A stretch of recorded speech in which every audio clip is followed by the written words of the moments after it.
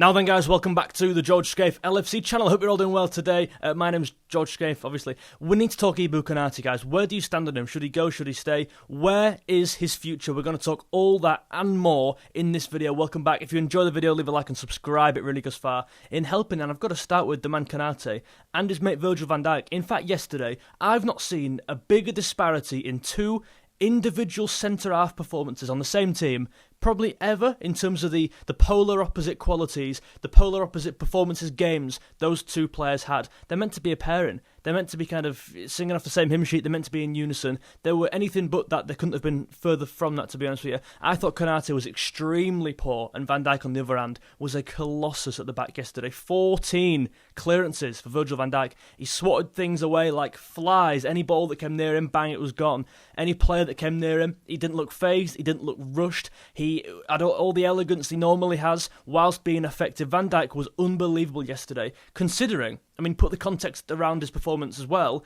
of Kerkers having a bad game and Ibou Konaté having a bad game, either side of him, and Van Dijk's the guy holding the fort together. Yes, we conceded 2 goals, but I don't believe he was at fault for any of them, and I think actually he dragged that backline through, along with Dominic Szoboszlai, who was absolutely excellent. We'll talk about in a bit as well. An attacking midfield player, a number 8, playing at right back and putting in an amazing shift, way better than his mate Kerkers on the other side, his Hungarian counterpart. We're going to talk Kerkers in a minute as well, and I'd love to know your thoughts now.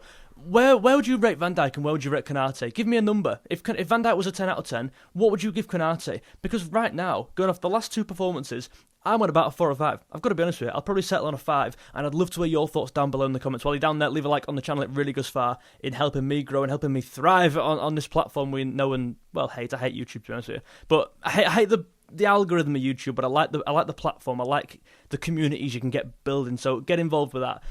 Konate was extremely poor. In fact, I think actually the last 2 games are 2 of his weakest performances in a red shirt I've ever seen. They just so happen to be back to back. He's putting, he's put stinker upon stinker there, and it don't bode well. Nothing. It's never ideal. Your first 2 games of the season. Yeah, he's an established player. It's not like he's a Kerkers making his mark on the team and the league again, or a Vert's literally making his mark on the league. Forget team. He's coming into a new country. That's bad enough, but Konate doing it as an experienced player who has won the league before at Liverpool. Like last year, he was part of a title-winning defensive unit. And that's so uncharacteristic coming into this year. He's meant to be one of the returning players. Like, there's so many players coming in around him. 2 new fullbacks coming in. Konate was that constant. Konate is that, it should be that head who's not really changing. That's that core of the team. The spine which we've built this success off. He's part of that. And he's one of our weakest players, if not over the first 2 games. He's been our weakest player. He's been a liability. He's been inconsistent. He's been rushed on the ball. He's been panicked. He's not particularly shown for the ball. And when he has got the ball, when somebody gets passed to him, he's not playing anything. He's not being useful with it. He's not making the right option. Picking the right option out. He's not playing the right ball. He was playing some down the line to Szoboszlai and to Salah at times. It was just obviously the wrong ball. It was never on, and he's putting Salah into danger there, having to make up an extra yard to win this ball back, putting himself in a bad position. It's like, Konate needs to chill out. If you're not going to, either you don't show for the ball, or for me, Van Dijk should be the one passing. In my opinion, you have to give the ball to the better players on the ball. Like, Konate, you're good at certain things, defending, coming forward, stepping into midfield and winning the ball back. You're aggressive. You're great in the air. Do what you do best. Don't be playing diagonals. Don't be playing these balls down the line. Let Van Dijk play the diagonal balls. He's great at it. You don't need to do it, mate. I'm trying to be kind of constructive here. I know he's not watching, and I'll always say what I'm saying. I'm never extremely harsh on a player, certainly after 2 games, right?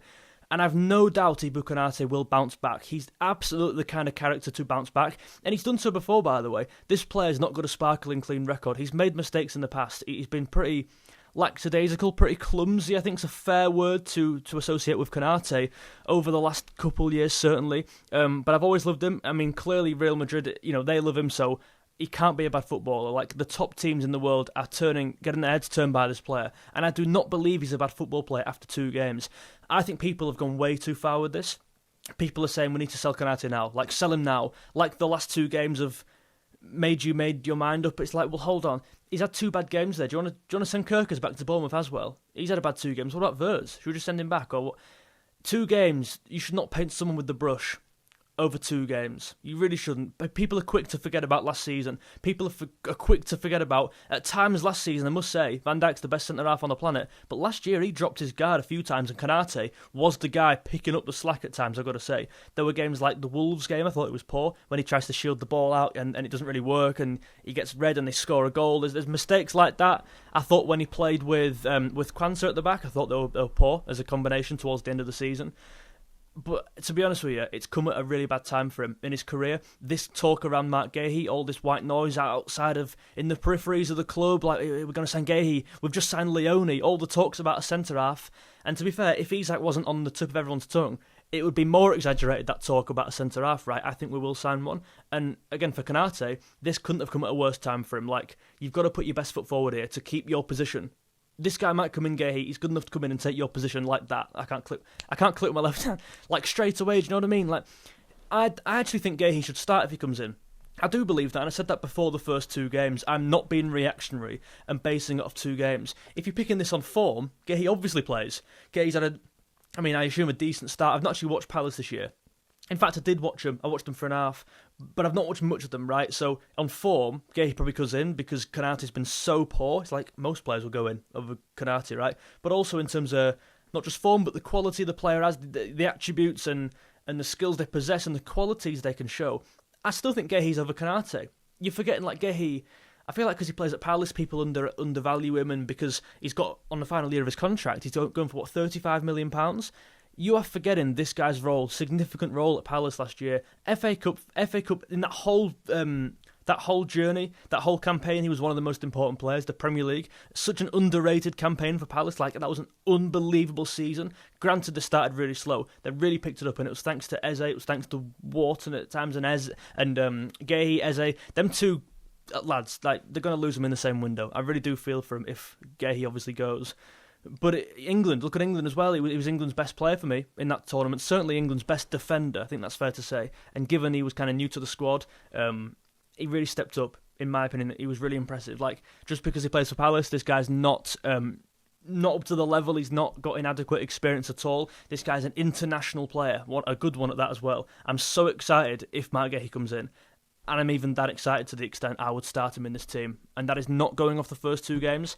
I just believe he's a better defender. I believe he's more consistent. I don't think he's makes as many errors as Konate does. I think he's better on the ball than Konate. I think he's a better passer of the ball, absolutely. Maybe Konate, he's good at stepping into midfield, but I think Guehi's also very good at that. So, like, Guehi can do that as well. He's versed in a back 3 and a back 2. Like, he's a pretty robust defender. He could play on the left or right. I really like this profile of Marc Guehi, and to be fair, with the kind of with the kind of body of work Konate's putting forward last 2 games, it's not looking good for him. Like, mate, you might lose your place there based on 2 games, and that's just that is the cutthroat nature of football. I mean, how crazy is that? He's won the league last year. It comes to this year and he might not even have a space. Like, in my opinion, either he sorts it out or something changes, and that something that needs to be changed will be Guehi. Let me know your thoughts down below, guys. I'd love to know where you kind of stand on the Guehi/Konate thing. Do you think he'll come in the first place? If he does, do you think he'll start? Do you think Konate should leave? Do you think we should take up, have a serious conversation about Real Madrid and that £30 million, £35 million, whatever it is? He's got a year left. Where do you stand? Nice one, guys. Thank you very much, and leave a like if you enjoyed. Oh, sorry, burp there. Bye. See you later.